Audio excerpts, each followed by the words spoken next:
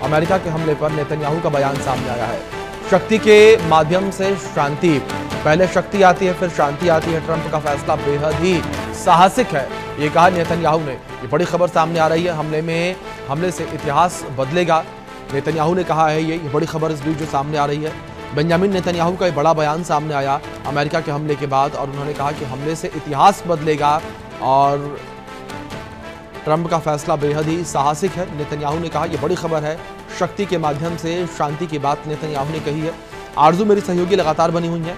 आरजू, इस बीच जिस तरीके से बेंजामिन नेतन्याहू का बयान सामने आया, जाहिर तौर पर जिस तरीके से इजराइल के समर्थन में अमेरिका ने यह हमला किया, उस हमले का स्वागत यहां पर बेंजामिन नेतन्याहू करते हुए नजर आए हैं।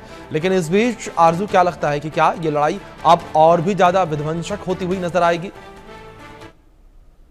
बिल्कुल, देखिए जिस तरीके से ट्रंप के जरिए ये जानकारी जो है वो दी गई कि किस तरीके से ईरान के 3 न्यूक्लियर ठिकानों पर हमला जो है वो यूएस की तरफ से किया गया, और उसके बाद इजराइल जो पीएम है उनके तरफ से भी इसका स्वागत जो है, इस अटैक का स्वागत जो है वो किया गया, और उनकी तरफ से भी ये कहा गया कि शक्ति के द्वारा शांति की ओर जो इजराइल है वो बढ़ता हुआ नजर आ रहा है। पहले शक्ति का इस्तेमाल होगा, फिर शांति जो है वो प्रिवेल होगी। तो साफ तौर पर कहीं कहीं जंग का जो ऑफिशियल आह्वान है वो कर दिया गया है।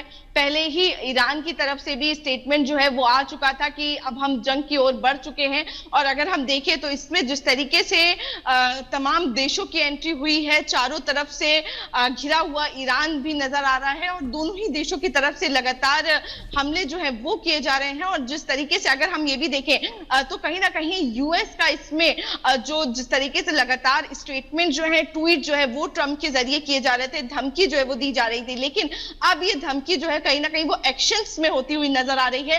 और आज ये पहला हमला है जो यूएस की तरफ से ईरान पर किया गया है। क्या आगे भी इस तरीके से हमले जो है वो यूएस करता हुआ नजर आएगा, और क्या ये लड़ाई जो है वो और ज्यादा बढ़ेगी, और क्या इसमें एंट्री चाइना और रशिया की भी होती है? तो ये देखने वाली बात होगी, और ये बेहद ज्यादा महत्वपूर्ण हो जाएगा कि आखिर किस तरीके से इन सभी चीजों पर एक सिनेरियो जो है वो निकलकर सामने आता है। फिलहाल अभी की बात करें तो सबसे महत्वपूर्ण रहेगा कि आखिर क्या ट्रंप जो है वो इस प्रेस कॉन्फ्रेंस में जानकारी देते हैं, क्योंकि लगातार जो विवाद है वो बढ़ता जा रहा है। ट्रंप की तरफ से जो ये 3 अटैक जो है वो ईरान के न्यूक्लियर बेस पर किए गए, जो न्यूक्लियर ठिकाने हैं उस पर किए गए, इसके बाद ईरान शांत बैठने वाला नहीं है, और ईरान की तरफ से भी लगातार हमले जो है वो किए जा रहे हैं। और आगे भी हम देखेंगे इसका जवाब जो है वो ईरान की तरफ से जरूर दिया जाएगा। बिल्कुल आरजू, फिलहाल बहुत शुक्रिया आपका जुड़ने के लिए और इन अपडेट्स के लिए भी।